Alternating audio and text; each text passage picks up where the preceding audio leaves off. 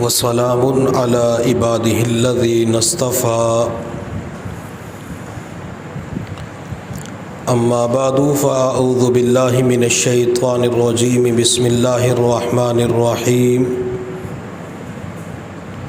وَيُطْعِمُونَ الطَّعَامَ عَلَى حُبِّهِ مِسْكِينًا وَيَتِيمًا وَأَسِيرًا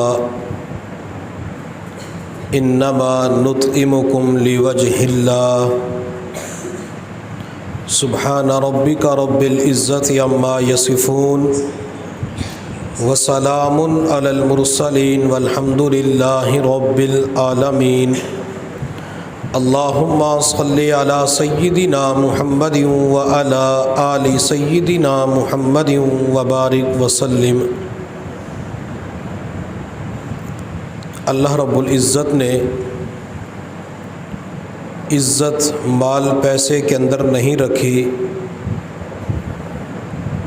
عزت کرسی اور عہدے کے اندر نہیں رکھی، بلکہ اللہ رب العزت نے عزت دین اسلام کے اندر رکھی ہے۔ میرے محبوب صلی اللہ علیہ وسلم نے مکہ مکرمہ کی سرزمین پر جب توحید کا اعلان بلند کیا، آپ کے مبارک ہاتھوں پر مختلف لوگوں نے مکی دور کے اندر ایمان قبول کیا۔ ان لوگوں کے اندر، ان پاک باز ہستیوں کے اندر مقدس اور پاکیزہ لوگوں کے اندر ایک نام حضرت بلال رضی اللہ تعالی عنہ کا بھی آتا ہے۔ ماہ محرم الحرام میں ہمیں جہاں سیدنا عمر فاروق رضی اللہ تعالی عنہ کی وفات شہادت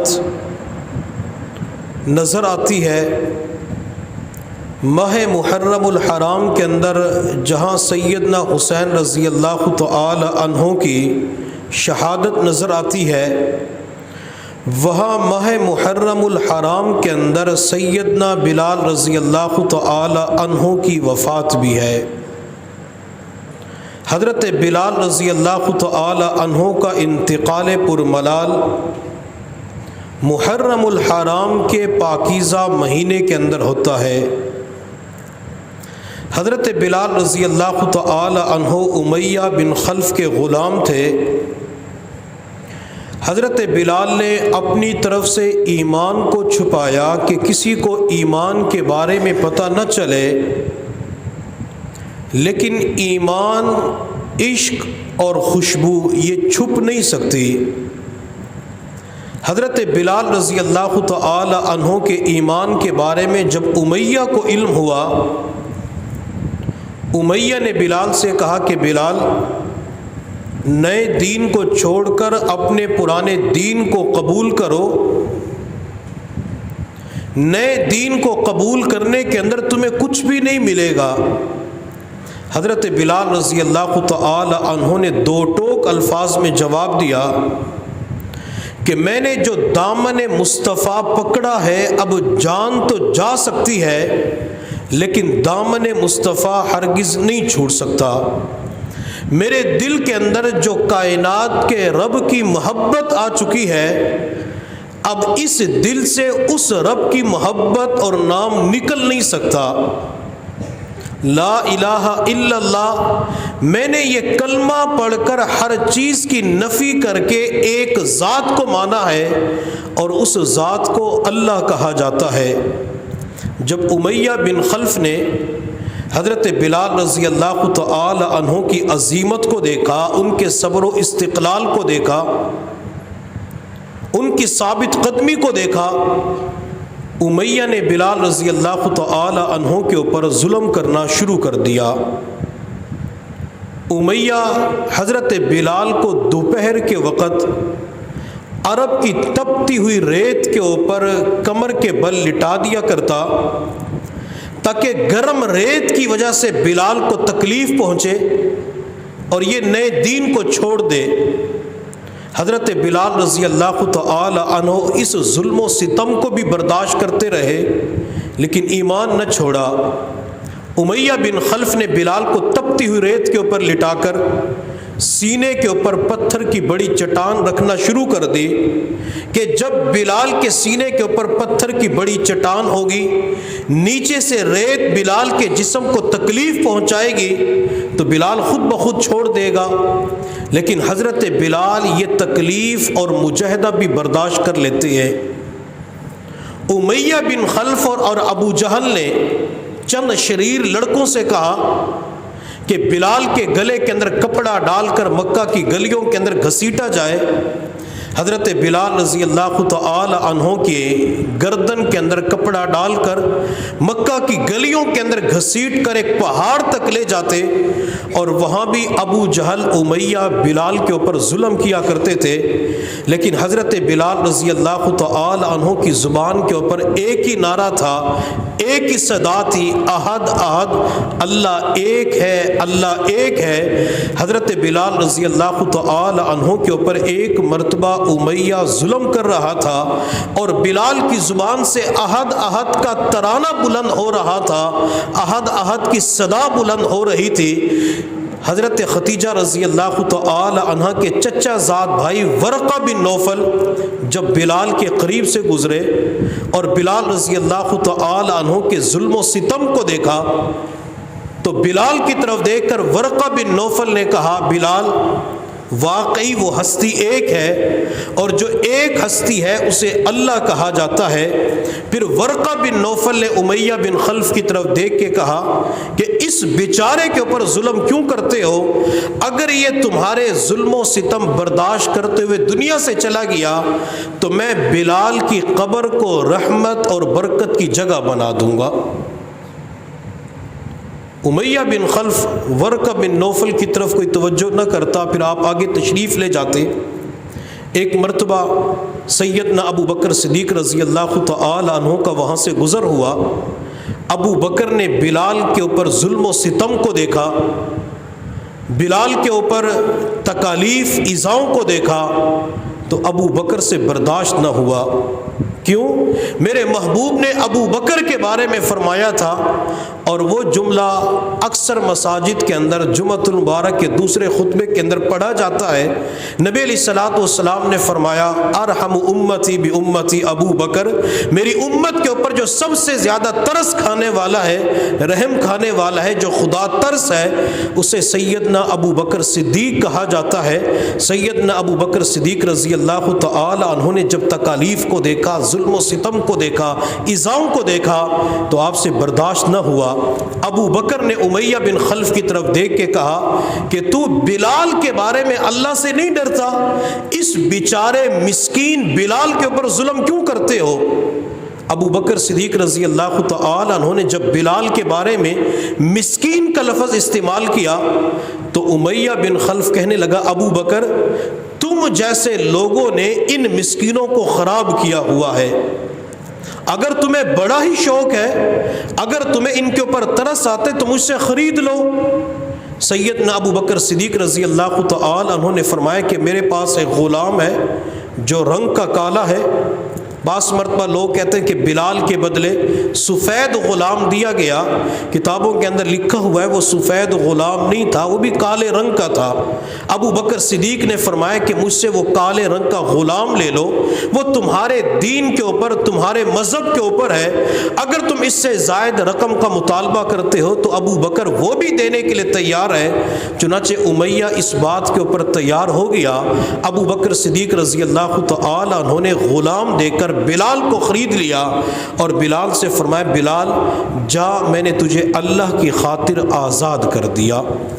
ابو بکر صدیق رضی اللہ تعالی عنہ نے جب بلال کو آزاد کیا، حضرت بلال رضی اللہ تعالی عنہ نبی علیہ الصلوۃ والسلام کی مجلس کے اندر آئے اور آپ علیہ الصلوۃ والسلام کے پاس رہنا شروع کر دیا۔ حضرت بلال یہ تمام تر تکالیف کیوں اٹھاتے رہے، برداشت کرتے رہے؟ اس کی وجہ یہ تھی کہ حضرت بلال کو اپنے ایمان کے اندر حلاوت اور مٹھاس محسوس ہو چکی تھی۔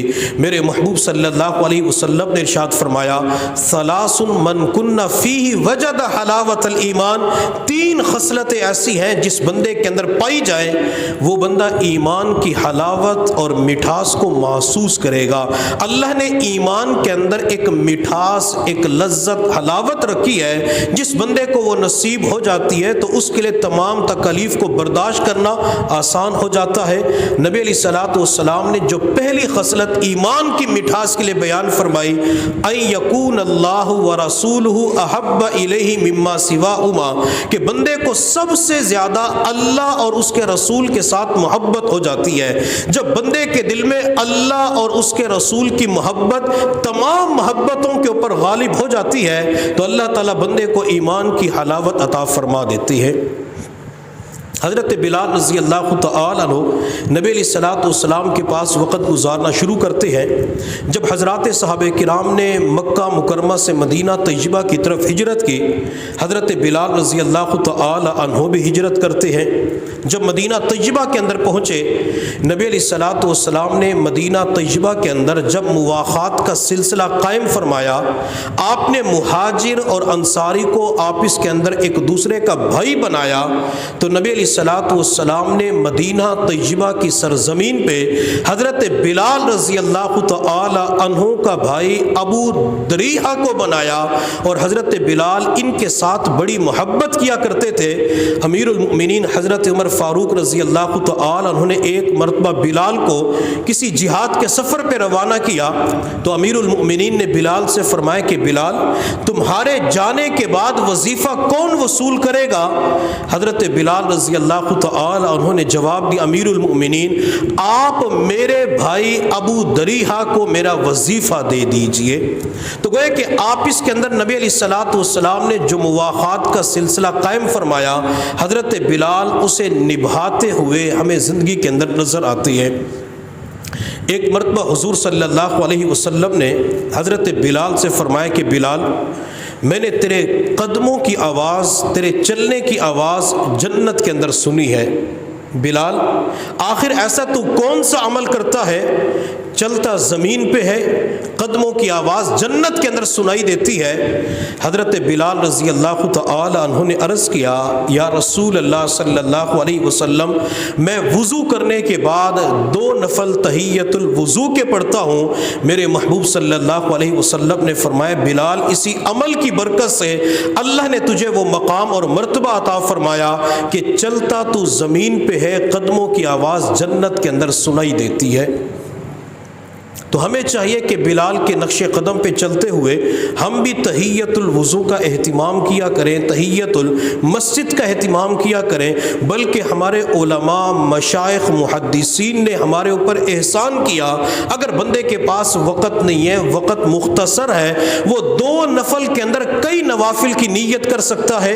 وہ تحیت الوضو کے اندر تحیت المسجد کی بھی نیت کر سکتا ہے، صلاۃ توبہ کی نیت کر سکتا ہے، صلاۃ شکر کی نیت کر سکتا ہے، صلاۃ حاجت کی نیت کر سکتا ہے۔ 2 رکعت کے اندر وہ کئی نوافل کی نیت کرے گا، اللہ تعالیٰ 2 رکعت کے اوپر بندے کو کئی نوافل کا اجر و ثواب عطا فرما دیں گے۔ حضرت بلال رضی اللہ تعالی عنہ مدینہ طیبہ کے اندر نبی علیہ الصلوۃ والسلام کے پاس برنی کھجور لے کے آئے۔ اس طرح کھجوروں کے مختلف نام ہیں، اجوا کھجور، کلمہ کھجور، مبروم کھجور۔ اسی طرح ایک کھجور کا نام برنی بھی ہے اور بڑی لذیذ کھجور ہوتی ہے۔ حضرت بلال نبی علیہ الصلوۃ والسلام کے پاس وہ کھجوریں لے کے حاضر ہوئے۔ آپ علیہ الصلوۃ والسلام نے فرمایا کہ بلال، کھجوریں کہاں سے لے کے آئے؟ حضرت بلال نے جواب دیا، یا رسول اللہ، میرے پاس کھجوریں پڑی ہوئی تھی، خراب ہو چکی تھی۔ وہ تقریباً 2 سا کھجوریں تھی، میں نے 2 سا کھجوریں دے کر 1 سا برنی کھجور حاصل کی ہے اور میں آپ کے لیے ہدیتاً لے کے آیا ہوں۔ تو نبی علیہ الصلوۃ والسلام نے فرمایا کہ بلال، یہ واپس لے جاؤ، یہ تو عین سود ہے۔ اگر تم نے کھجوریں لینی تھی تو پہلے اپنی 2 سا کھجوریں فروخت کر دیتی، ان پیسوں کے ساتھ برنی کھجور لے کے آتے، میں آپ کا ہدیہ قبول کر لیتا۔ بلال میں ان کھجوروں کو استعمال نہیں کرتا، یہ تو سود کے زمرے کے اندر آ چکی ہے، عین سود ہے۔ نبی علیہ الصلوۃ والسلام اپنے صحابہ کی وقتاً فوقتاً جیسے آپ کو موقع ملتا تھا آپ ان کی رہنمائی کیا کرتے تھے۔ آپ حلال اور حرام کے بارے میں اپنے شاگردوں کو، اپنے صحابہ کو، پیاروں کو بتلایا کرتے تھے کہ یہ حلال چیز ہے، یہ حرام چیز ہے۔ اس لیے ہمیں چاہیے کہ جہاں کہیں حرام نظر آئے یا ہمیں پتہ چل جائے کہ یہ حرام ہے یا مشتبہ ہے تو ہم اس حرام اور مشتبہ کو چھوڑنے والے بنے۔ جو تصوف و سلوک کے راستے پہ چلنے والے ہوتے ہیں بعض مرتبہ ان کی کیفیات ختم ہو جاتی ہے، کیفیات کو سلب کر لیا جاتا ہے۔ کیفیات کے سلب ہونے کی ایک وجہ یہ بھی ہے، جو بندہ مشتبہ مال کا اہتمام کرتا ہے اللہ تعالیٰ اس کی روحانی کیفیات کو ختم فرما دیتی ہے۔ ہمیں ہر اعتبار سے حرام سے اپنے آپ کو بچانا چاہیے۔ میرے محبوب صلی اللہ علیہ وسلم نے سمجھانے کے لیے ایک حدیث کے اندر ارشاد فرمایا کہ جب کوئی بندہ سود کا 1 پیسہ کھاتا ہے، حرام کا 1 پیسہ کھاتا ہے، تو سود کا 1 روپیہ 1 پیسہ کھانا ایسے ہے جیسے بندے نے 36 مرتبہ اپنی والدہ کے ساتھ منہ کالا کیا۔ اب پہلی بات تو یہ ہے کہ کوئی بیٹا اپنی ماں کے ساتھ یہ غلط حرکت کر ہی نہیں سکتا، بیٹا اس حرکت کے بارے میں سوچ ہی نہیں سکتا، لیکن نبی علیہ الصلوۃ والسلام نے کتنے جلال اور غصے کا اظہار کرتے ہوئے فرمایا کہ بندہ 36 مرتبہ یہ حرکت کرے تو یہ گناہ چھوٹا ہے، اور سود کا 1 پیسہ کھا لینا اس سے بھی بڑا گناہ ہے۔ آخر انسان نے کھانا کتنا ہوتا ہے؟ انسان نے صبح 1 روٹی، دوپہر کو 1.5 2 روٹی، شام کو اتنی کھانی ہوتی ہے، اس سے زیادہ تو نہیں کھا سکتا۔ آج کی دنیا کے اندر جو لوگ حرام کی طرف جا رہے ہیں یا جا چکے ہیں تو اس کی ایک وجہ یہ ہے کہ یہ حرام کی طرف جانے والا صرف اور صرف اپنی خواہشات کی وجہ سے جا رہا ہوتا ہے۔ اللہ نے اپنا گھر دیا ہوتا ہے، سواری دی ہوتی ہے، کاروبار دیا ہوتا ہے، ماہانہ تنخواہ مل رہی ہوتی ہے، ہر اعتبار سے یہ خوشحالی کی زندگی گزار رہا ہوتا ہے، لیکن پھر بھی حرام کے چکروں کے اندر پڑ جاتا ہے۔ کبھی اس بینک سے قرضہ اٹھایا، حکومت اعلان کرتی ہے تو وہاں سے لون لے لیتے ہیں۔ اب یہ بندہ جب گھر کے اندر ہر چیز پوری ہے تو یہ قرضہ سود کے اوپر کیوں اٹھاتا ہے؟ اس کی وجہ یہ کہ اس کی خواہشات اس کو جینے نہیں دیتی، یہ خواہشات کو پورا کرنے کے لیے حرام کے چکروں میں پڑ جاتا ہے۔ ایک اللہ والے مویشی منڈی سے بکری لے کر اپنے گھر کی طرف جا رہے تھے، راستے کے اندر نماز کا وقت ہوا۔ اللہ والے نے سوچا کہ میں نماز پڑھ لیتا ہوں، نماز کے بعد پھر بکری اپنے گھر لے جاؤں گا۔ دروازے پہ ایک بھکاری بیٹھا ہوا تھا، اللہ والے نے وہ بکری اس بھکاری کو پکڑائی اور فرمایا کہ میں نے نماز پڑھنی ہے، تم تھوڑی دیر کے لیے بکری کا خیال کر لو۔ اللہ والے مسجد کے اندر آئے، نماز ادا کی۔ نماز پڑھنے کے دوران اللہ والے فرماتے مجھے خیال آیا کہ بھکاری نے میرے اوپر احسان کیا ہے، اس نے تھوڑی دیر کے لیے بکری کو پکڑا، میں یہاں سے جانے کے بعد اسے 1 درہم دوں گا۔ فرماتے میں نماز پڑھ کے فارغ ہوا، جب مسجد سے باہر گیا تو مسجد کے دروازے کے پاس بکری تو موجود تھی، البتہ بکری کے گلے کے اندر جو رسی تھی وہ رسی موجود نہیں تھی اور بھکاری بھی نہیں تھا۔ وہ بھکاری بکری کے گلے سے رسی نکال کے جا چکا تھا۔ اللہ والے فرماتے میں بڑا پریشان ہو گیا کہ بھکاری نے میرے ساتھ کیا معاملہ کیا، اب بکری کو میں گھر کیسے لے کے جاؤں؟ فرماتے میں نے محلے کے اندر دائیں بائیں دکان تلاش کی، مجھے ایک دکان کے پاس جانا ہوا تو میں نے کہا کہ مجھے ایک رسی چاہیے، زنجیر چاہیے، بکرے کے گلے کے اندر ڈال کے گھر لے کے جانا ہے۔ دکاندار نے کہا کہ میں رسیوں کا کاروبار تو نہیں کرتا، البتہ تھوڑی دیر پہلے ایک بندہ آیا، وہ یہی رسی 1 درہم کے بدلے مجھے فروخت کر کے گیا ہے، آپ مجھے 1 درہم دے دے، میں آپ کو رسی دے دیتا ہوں۔ اللہ والے فرماتے کہ اس وقت مجھے اندازہ ہوا کہ اللہ تعالیٰ اس بھکاری کو 1 درہم دینا چاہتے تھے، اگر وہ صبر کر لیتا تو اللہ تعالیٰ حلال کا دے دیتے، حلال کا مل جاتا، لیکن اس نے بے صبری کا مظاہرہ کیا اور حرام کا 1 درہم لے کے یہاں سے چلا گیا۔ اور میرے حضرت فرماتے ہیں اللہ نے انسان کے جو مقدر کے اندر لکھا ہے وہ انسان کو ضرور مل کے رہے گا۔ اگر کسی انسان کے بارے میں اللہ نے یہ لکھ دیا کہ اس بندے کو اپنی زندگی کے اندر 1 کروڑ ملے گا، 1 ارب ملے گا، کھرب ملے گا، اس بندے کو اپنی زندگی کے اندر وہ ضرور مل کے رہتا ہے۔ آگے بندے کی مرضی ہے کہ اس کو حلال طریقے سے کمائے یا حرام طریقے سے کمائے۔ تو حضرت بلال رضی اللہ تعالیٰ عنہ کو نبی علیہ السلام نے سمجھایا کہ بلال اس طریقے سے معاملہ نہ کیا کرو، یہ معاملہ کرنا سود کے اندر چلا جاتا ہے۔ حضرت بلال رضی اللہ تعالیٰ عنہ کو حضرت عمر فاروق رضی اللہ تعالیٰ عنہ سردار کہا کرتے تھے، بلکہ عمر رضی اللہ تعالیٰ عنہ ایک جملہ استعمال کیا کرتے تھے کہ ہمارے سردار ابو بکر نے سردار بلال کو آزاد کیا ہے۔ حالانکہ بلال رضی اللہ تعالی عنہ غلام ہے اور ادھر امیر المؤمنین ہے جن کو میرے پیغمبر نے کئی بشارتیں دی ہیں، وہ عمر حضرت بلال کا اکرام کرتے ہوئے، عزت دیتے ہوئے انہیں سردار کہا کرتے تھے۔ حضرت بلال رضی اللہ تعالی عنہ کو ایک مرتبہ ابو ذر غفاری رضی اللہ تعالی عنہ نے غصے کے اندر کہا، یبن سودا، او کالی عورت کے بیٹے۔ بعض روایات کے اندر بلال رضی اللہ تعالی عنہ کے کالے رنگ کے بارے میں آتا ہے کہ بلال کو اللہ رب العزت نے جو رنگ دیا تو اس رنگ میں سے اللہ تعالیٰ نے جنتی حوروں کے حسن و جمال کو پورا کرنے کے لیے ان کے رخسار کے اوپر یا پیشانی کے اوپر بلال کے رنگ کے اندر سے سیاہی لے کر تل لگا دیا تاکہ جنتی حوروں کا حسن و جمال پورا ہو سکے۔ حضرت بلال کو جب ابو ذر نے کہا یبن سودا، او کالی عورت کے بیٹے، تو بلال رضی اللہ تعالی عنہ اس طانے کو برداشت نہ کر سکے۔ بلال نبی علیہ السلام کی خدمت میں حاضر ہوئے اور عرض کہ یا رسول اللہ، مجھے ابو ذر نے طعنہ دیا ہے کہ بلال تو کالا، تو کالی عورت کا بیٹا ہے۔ میرے محبوب صلی اللہ علیہ وسلم نے فرمایا بلال اسی وجہ سے آنکھوں سے آنسو بہہ رہے ہیں؟ جی اللہ کے نبی، اگر ابو ذر میری بات کرتا میں برداشت کر لیتا۔ ابو ذر نے تو مجھے میری ماں کا طعنہ دیا ہے کہ تو کالی عورت کا بیٹا ہے۔ میرے محبوب صلی اللہ علیہ وسلم نے فرمایا بلال جاؤ ابو ذر کو بلا کے لاؤ۔ حضرت بلال گئے اور ابو ذر کو لے کے نبی علیہ السلام کی خدمت میں حاضر ہوئے۔ آپ علیہ السلام نے ابو ذر سے فرمایا ابو ذر، کیا تو نے بلال سے کہا ہے کہ یبن سودا، او کالی عورت کے بیٹے؟ حضرت ابو ذر نے عرض کی یا رسول اللہ، مجھ سے غلطی ہو چکی ہے، میں معافی مانگتا ہوں، معذرت کرتا ہوں، آج کے بعد کسی کو طعنہ نہیں دوں گا۔ نبی علیہ السلام نے اس موقع پہ ایک جملہ ارشاد فرمایا، انک امرؤ فیک الجاہلیہ، ابو ذر آپ کے اندر تو جاہلیت کی بو پائی جاتی ہے۔ ابو ذر، کیا اسلام ایمان لانے کے بعد بھی جاہلیت کی باتیں ابھی تک نہیں گئی؟ یہ کسی کو طعنہ دینا، کسی کو گالی دینا جاہلیت کے لوگوں کا کام تھا۔ ابو ذر تم تو ایمان قبول کر چکے ہو، مسلمان ہو چکے ہو۔ حضرت ابو ذر نے پھر معافی مانگی، یا رسول اللہ مجھے معاف کر دیجئے۔ آپ علیہ السلام وہاں سے تشریف لے گئے۔ حضرت ابو ذر زمین کے اوپر لیٹ گئے اور بلال کھڑے ہوئے تھے۔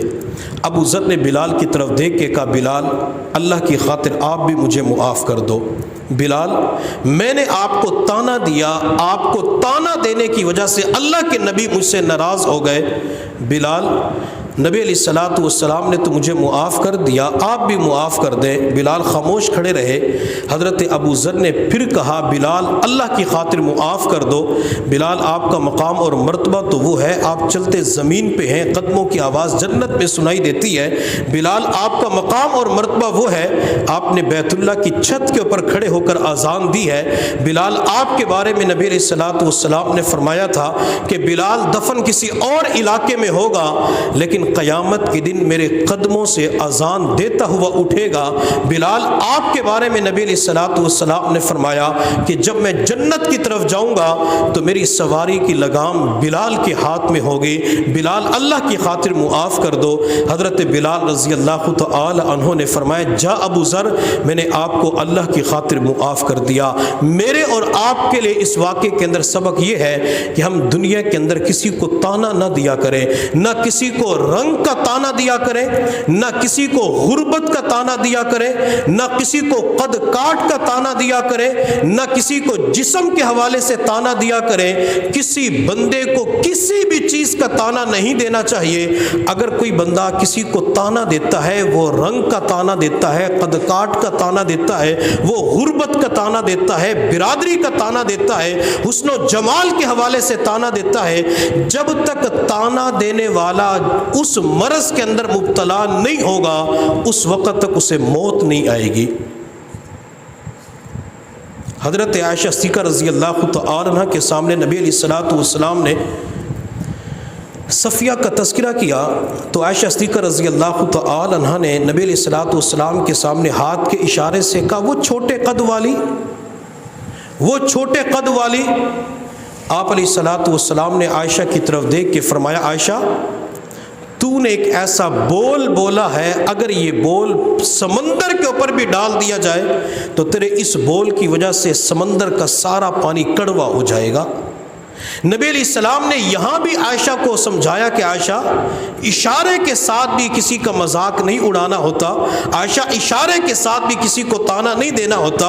اگر صفیہ کا قد چھوٹا ہے تو اللہ نے چھوٹا بنایا ہے، اگر صفیہ کا قد چھوٹا ہے تو نے تو نہیں بنایا، اللہ نے بنایا ہے۔ جب اللہ تعالیٰ نے انسان کے بارے میں قرآن کے اندر فرما دیا، لقد خلقنا الانسان فی احسن تقویم، میں نے انسان کو بہترین بنایا ہے، جب اللہ تعالیٰ انسان کے بارے میں، اشرف المخلوقات کے بارے میں، اپنے خلیفہ کے بارے میں خود فرما رہے ہیں کہ میں نے اسے بہترین صورت کے اندر پیدا کیا ہے، تو پھر کسی انسان کی مجال ہے کہ وہ اللہ کے بندے کا مذاق اڑا سکے؟ ہمیں معاشرے کے اندر، محلے کے اندر، علاقے کے اندر خاص کر تانوں کے حوالے سے اپنے آپ کو بچانا چاہیے، کسی کو تانا نہیں دینا چاہیے۔ بعض مرتبہ معاشرے کے اندر کسی کو غربت کا تانا دیا جاتا ہے۔ میرے حضرت فرماتے، جو اللہ دینا جانتا ہے وہ اللہ واپس لینا بھی جانتا ہے، جو اللہ دے سکتا ہے وہ اللہ واپس لے بھی سکتا ہے، جو اللہ سامان دے سکتا ہے سامان کو واپس بھی لے سکتا ہے، جو اللہ پیسہ دے سکتا ہے وہ اللہ پیسے کو واپس بھی لے سکتا ہے، جو اللہ دکان، سامان، گاڑی دے سکتا ہے وہ تانوں کی وجہ سے اس چیز کو واپس بھی لے سکتا ہے۔ جو انسان اپنے جسم کو دیکھتے ہوئے دوسروں کو جسمانی طور پہ تانا دیتا ہے، اللہ نہ کرے خدا نہ خواستہ بعض دفعہ ایسا ہو جاتا ہے وہ اللہ اسی جسم کا ایکسیڈنٹ کروا کے ہسپتال کے اندر بیڈ پہ پہنچا دے۔ جو اللہ دینا جانتا ہے وہ اللہ واپس لینا بھی جانتا ہے، کبھی کسی کو تانا نہ دیا کریں۔ حضرت ابو ذر غفاری رضی اللہ تعالی عنہ اور حضرت بلال رضی اللہ تعالی عنہ کی پھر بعد کے اندر اس واقعے کے بعد دوستی ہو جاتی ہے۔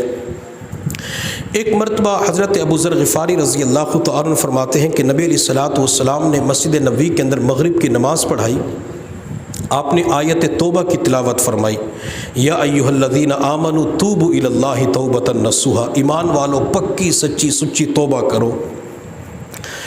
حضرت ابو ذر فرماتے ہیں کہ جب میں نے اس آیت کو سنا میرے دل کے اوپر چوٹ لگی، میری آنکھوں سے آنسو بہہ پڑے۔ جب میں نماز سے فارغ ہوا تو نماز کے بعد بھی آنکھوں سے ٹپ ٹپ آنسو بہہ رہے تھے۔ میں نے اس وقت پکا ارادہ کیا، عزم بالجزم کیا کہ آج کی رات اللہ کے سامنے سچی توبہ کروں گا۔ فرماتے میں کافی دن مسجد کے اندر بیٹھا رہا، عشاء کا وقت ہوا، عشاء کی نماز پڑھ کے گھر چلا گیا اور رات کے گزرنے کا انتظار کرنے لگا۔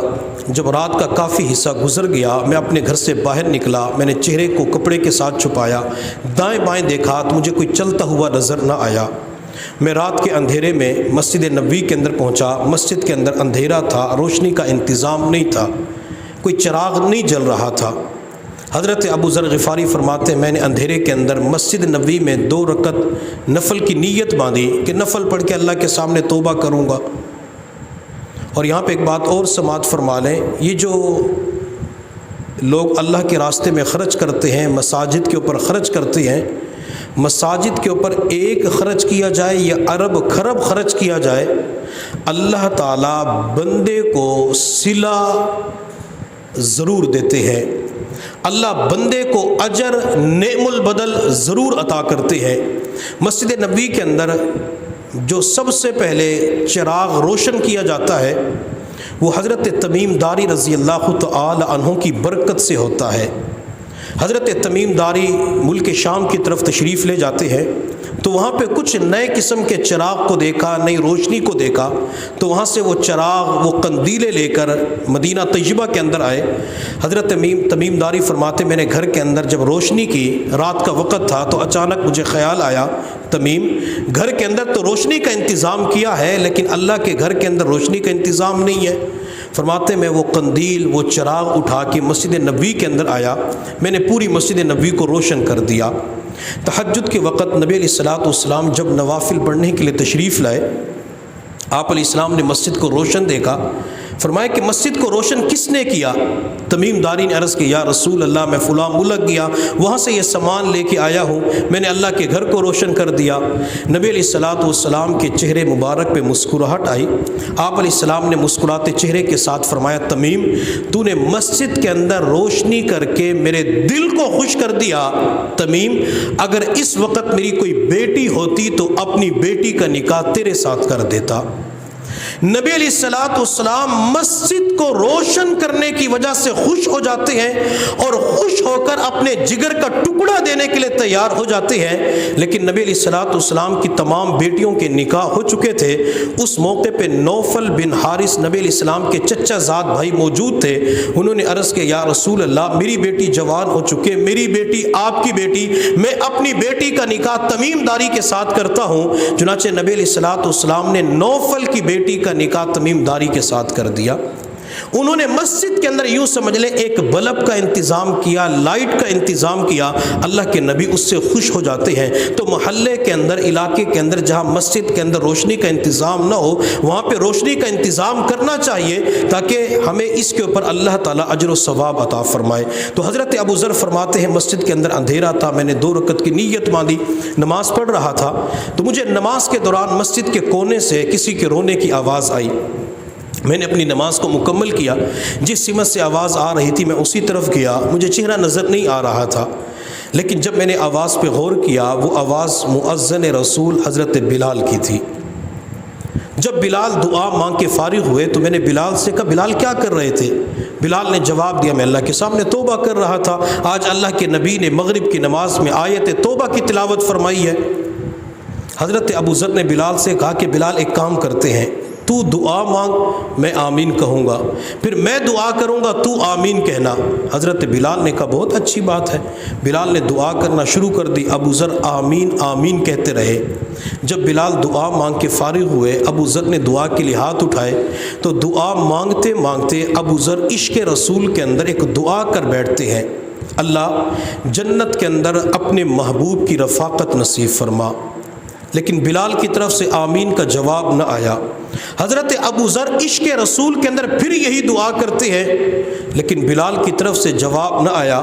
کسی کہنے والے نے کیا خوب کہا، ملے قطرہ عشق محمد دا صلی اللہ علیہ وسلم، ملے قطرہ عشق محمد دا بئی تخت شاہی دی لوڑ نہیں، دل مست رہے وچ مستی دے بئی عقل دانائی دی لوڑ نہیں، میرے قلب سیاہ گناہگار دے وچ تیری یاد دا ڈیوا بلدہ رہے، ول ای جگ اون جگ قبر حشر کسے بئی روشنائی دی لوڑ نہیں، کر اپنے حبیب دا عشق عطا، کر اپنے حبیب دا عشق عطا، جگ سارے تو بے نیاز چا کر، لو لو وچ ہووے عشق نبی کسے بئی آشنائی دی لوڑ نہیں۔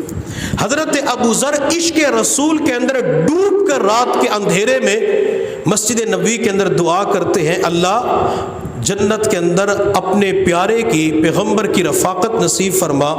تیسری مرتبہ یہ دعا مانگی، بلال کی طرف سے جواب نہ آیا۔ حضرت ابو ذر آنکھیں بند کر کے دعا کر رہے تھے، جب آنکھیں کھول کر بلال کی طرف دیکھا تو بلال کے اندر بھی عشق رسول پایا جاتا تھا، بلکہ میں تو کہوں گا بلال کے اندر عشق رسول کوٹ کوٹ کے بھرا ہوا تھا۔ حضرت بلال اس دعا کو سن کر بے ہوش ہو کے زمین پہ گر پڑتے ہیں۔ حضرت ابو ذر نے جب بلال کو بے ہوش دیکھا تو دوڑ کے گئے، پانی لے کے آئے اور پانی کے چھینٹے بلال کے چہرے پہ مارے۔ بلال نے آنکھیں کھولی۔ ابو ذر نے کہا بلال عجیب دوستی ہے، میں تیری دعا پہ آمین آمین کہتا رہا، لیکن جب میری باری آتی ہے تو میری دعا پہ آمین نہیں کہتا، بلال وجہ کیا ہے؟ حضرت بلال نے جواب دیا ابو ذر آپ نے دعا بڑی عجیب مانگی ہے، اللہ جنت کے اندر اپنے محبوب کی رفاقت نصیب فرما۔ ابو ذر آپ جانتے ہیں کہ ہمارے پیغمبر امام الانبیاء ہیں، سید المرسلین ہیں، خاتم الانبیاء ہیں، ہمارے پیغمبر تو بلند مقام کے اوپر فائز ہے، اور اللہ کے نبی قیامت کے دن انبیاء کے ساتھ نور کے منبر پہ ہوں گے، ہم تو نبی علیہ السلام کے غلام ہیں، سردار اوپر ہوتا ہے، غلام نیچے ہوتا ہے، ابو ذر یہ دعا نہ کرو۔ حضرت ابو ذر نے کہا بلال میں تو اللہ کے نبی کے بغیر نہیں رہ سکتا، میں تو دنیا کے اندر بھی ساتھ رہتا ہوں، جنت کے اندر بھی آپ کے ساتھ رہوں گا۔ اور نبی علیہ الصلوۃ والسلام کو ابو ذر کے ساتھ بڑی محبت تھی۔ نبی علیہ الصلوۃ والسلام ایک مرتبہ تشریف لے جا رہے تھے، آپ نے پڑاؤ ڈالا ہوا تھا، آپ علیہ الصلوۃ والسلام کسی راستے کی طرف دیکھ رہے تھے تو دور سے ایک بندہ چلتا ہوا نظر آیا جس نے سر کے اوپر سامان اٹھایا ہوا تھا۔ میں اپنے پیغمبر اور ابو ذر کی محبت کے اوپر قربان جاؤں، میرے محبوب صلی اللہ علیہ وسلم کو شکل و صورت نظر نہیں آ رہی تھی، لیکن آپ علیہ الصلوۃ والسلام نے اس موقع پہ فرمایا اللہ کرے یہ ابو ذر ہو، اللہ کرے یہ ابو ذر ہو۔ نبی علیہ الصلوۃ والسلام کی مبارک زبان سے نکلا، یہ محبت تھی آپ اس کے اندر کہ اللہ کرے ابو ذر ہو۔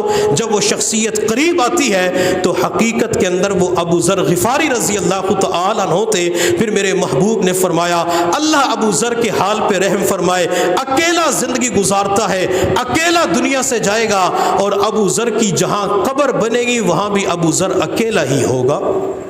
نبی علیہ الصلوۃ والسلام کو بھی ابو ذر کے ساتھ محبت تھی۔ حضرت ابو ذر بلال کے آمین کا جواب نہ دینے پر رونا شروع کر دیتے ہیں۔ حضرت ابو ذر کے رونے کی آواز بلند ہوتی ہے۔ نبی علیہ الصلوۃ والسلام اپنے مبارک حجرے سے باہر تشریف لاتے ہیں۔ میرے محبوب نے جو ہی اپنا قدم مبارک مسجد نبوی کے حال میں رکھا، میرے پیغمبر کے چہرے انور کی نور کی شعائیں جب مسجد نبوی کے حال پہ پڑی تو پوری مسجد نبوی کا حال روشن، منور، معطر ہو گیا، روشن بھی ہو گیا، معطر بھی ہو گیا۔ اس کی وجہ یہ تھی کہ میرے پیغمبر جہاں سے گزرتے تھے تو اس گلی کے اندر، علاقے کے اندر خوشبو پھیل جایا کرتی تھی۔ آپ علیہ الصلوۃ والسلام کو دیکھ کر ان دونوں حضرات نے کھڑے ہو کے استقبال کیا۔ میرے پیغمبر کی ماں زاغ البصر والی نگاہ ابو ذر کی آنکھ پہ پڑی۔ آپ نے فرمایا ابو ذر کیوں رو رہے ہو؟ حضرت ابو ذر نے جواب دیا رسول اللہ میں عشق رسول کے اندر دعا کر رہا تھا لیکن بلال کی طرف سے جواب نہ آیا۔ محبوب نے فرمایا ابو ذر تو مسجد میں رو رہا تھا، میرے پاس آسمان سے فرشتوں کے سردار جبرائیل اللہ کا پیغام لے کے آئے۔ محبوب آپ کی محبت میں ابو ذر دعا کر رہا ہے، بلال کی طرف سے آمین کا جواب نہیں آ رہا، محبوب آپ تشریف لے جائیے اور ابو ذر کی دعا پر آمین کہیے۔ حضرت ابو ذر کی زوردار چیخ نکلتی یا رسول اللہ آپ میری دعا پہ آمین کہیں گے؟ میرے محبوب نے فرمایا ابو ذر میں خود چل کے نہیں آیا، رب العالمین نے مجھے بھیجا ہے کہ عاشق رسول ابو ذر کی دعا پر آمین کہیے۔ چل ابو ذر دعا کے لیے ہاتھ اٹھا، دعا تو کرے گا، نبوت آمین کہے گی۔ حضرت ابو ذر نے دعا کے لیے ہاتھ اٹھا دیے۔ وہ کتنا حسین لمحہ ہوگا، وہ کتنا حسین منظر ہوگا کہ جہاں دعا کرنے والا شاگرد ہے اور آمین کہنے والا استاد ہے، جہاں دعا کرنے والا مرید ہے اور آمین کہنے والا ان کے شیخ، ان کے مرشد، ان کے رہبر ہے، وہ کتنا حسین منظر اور لمحہ ہوگا۔ رات کا وقت ہے، مسجد نبوی ہے، سامنے والضحیٰ کے مکھڑے والا پیغمبر موجود ہے، سامنے نبی علیہ الصلوۃ والسلام کا چمکتا ہوا نورانی چہرہ ہے، نبی علیہ الصلوۃ والسلام بھی موجود ہے۔ آپ علیہ الصلوۃ والسلام کے سامنے یہ شاگرد بیٹھ جاتا ہے، یہ شاگرد اپنے دونوں ہاتھ اٹھا کے دعا کرنا شروع کرتا ہے۔ ہے اس شاگرد نے اپنے استاد کے سامنے اپنے پیغمبر کے سامنے پھر وہی دعا کر لی جو بلال کے سامنے کی تھی۔ حضرت ابو ذر دعا کرتے ہیں، اللہ جب رات کے اندھیرے میں آپ نے مجھے اپنے پیغمبر کے قدموں میں بٹھا دیا ہے، اللہ جنت کے اندر محبوب کے قدموں میں جگہ عطا فرما دینا۔ میرے محبوب نے فرمایا آمین۔ وہ کتنا حسین لمحہ ہوگا، ابو ذر کا دل کتنا خوش ہوا ہوگا جب نبی علیہ الصلوۃ والسلام نے ان کی دعا پہ آمین کہا ہوگا۔ نبی علیہ الصلوۃ والسلام کی مبارک زبان سے دعا نکلتی ہے، اللہ اسے قبول کر لیتے ہیں، اور جہاں آمین نکلے تو کیا اللہ اسے قبول نہیں فرمائیں گے؟ بلکہ میرے پیغمبر نے تو میرے اور آپ کے اوپر احسان کیا۔ آپ علیہ الصلوۃ والسلام نے فرمایا کہ جب امام والضالین کہتا ہے اور پیچھے مقتدی آمین کہتا ہے، اس کی آمین امام کی آمین کے ساتھ مل جاتی ہے، فرشتے بھی آمین کہتے ہیں، اللہ اس آمین کی وجہ سے اس کے گناہوں کو معاف فرما دیتے ہیں۔ اگر آج کے دور میں کوئی آمین کہہ لے تو اس کے گناہ معاف ہو جاتے ہیں، اور جہاں آمین کہنے والا خود میرا نبی ہے، آمین کہنے والے خود امام الانبیاء ہیں۔ جب ابو ذر نے دیکھا کہ پیغمبر نے میری دعا کے اوپر آمین کہہ دیا، ابو ذر اپنی دعا کو وہیں پہ ختم کر دیتے ہیں۔ نبی علیہ الصلوۃ والسلام نے دعا سے فارغ ہونے کے بعد بلال اور ابو ذر کی طرف دیکھ کے فرمایا، بلال ابو ذر خوش ہو جاؤ، اللہ نے تمہاری توبہ کو قبول فرما لیا۔ حضرت ابو ذر جلدی سے بول پڑے، یا رسول اللہ کیا جنت کے اندر آپ کی رفاقت ملے گی؟ میرے محبوب صلی اللہ علیہ وسلم نے صرف ابو ذر کو خوش نہیں کیا بلکہ آپ ابو ذر کے دوست بلال کو بھی خوش کر دیتے ہیں۔ میرے محبوب صلی اللہ علیہ وسلم نے اس موقع پہ فرمایا، ابو ذر جب قیامت کے دن میں جنت کی طرف جاؤں گا، میرے دائیں طرف بلال ہوگا اور بائیں طرف ابو ذر تو ہوگا۔ یہ دونوں حضرات رات کے اندھیرے میں دعا کر رہے تھے، آئے تھے توبہ کرنے کے لیے، اللہ تعالیٰ نے جنت کے اندر بھی ان کو ایک دوسرے کا ساتھی بنا دیا۔ تو یہ بلال رضی اللہ تعالی عنہ بھی رات کے اندھیرے کے اندر ہمیں روتے ہوئے نظر آتے ہیں۔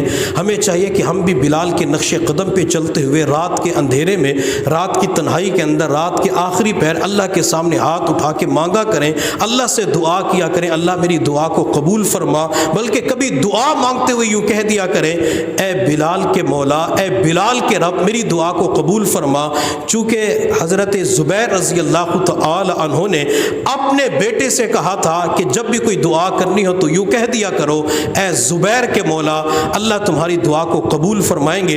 ان کے بیٹے کہتے ہیں جب بھی اللہ سے دعا کرتے تھے تو یوں کہتے تھے، اے زبیر کے مولا ہمارا یہ مسئلہ حل کر دے، ہمارا مسئلہ حل ہو جاتا تھا۔ اے زبیر کے مولا یہ دے دے، اللہ ہمیں دے دیا کرتا تھا۔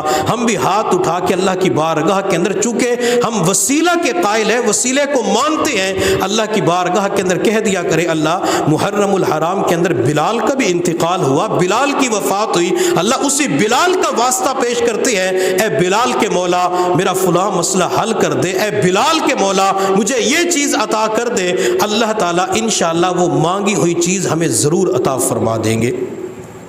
حضرت بلال رضی اللہ تعالی عنہ امیر المؤمنین حضرت عمر فاروق رضی اللہ تعالی عنہ کے دور خلافت میں آپ سے اجازت لے کر ملک شام کی طرف تشریف لے جاتے ہیں، اور ملک شام کے علاقے دمشق کے اندر سیدنا حضرت بلال رضی اللہ تعالی عنہ کا انتقال ہو جاتا ہے۔ اللہ رب العزت کی بارگاہ میں دعا ہے اللہ تعالی ہم سب کو سیدنا حضرت بلال رضی اللہ تعالی عنہ کی سچی محبت نصیب فرمائے، اللہ تعالی ان کے تمام اعمال ہمیں اپنانے کی توفیق عطا فرمائے۔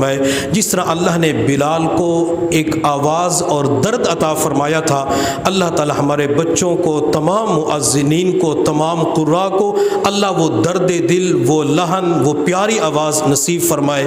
وآخر دعوانا ان الحمد للہ رب العالمین۔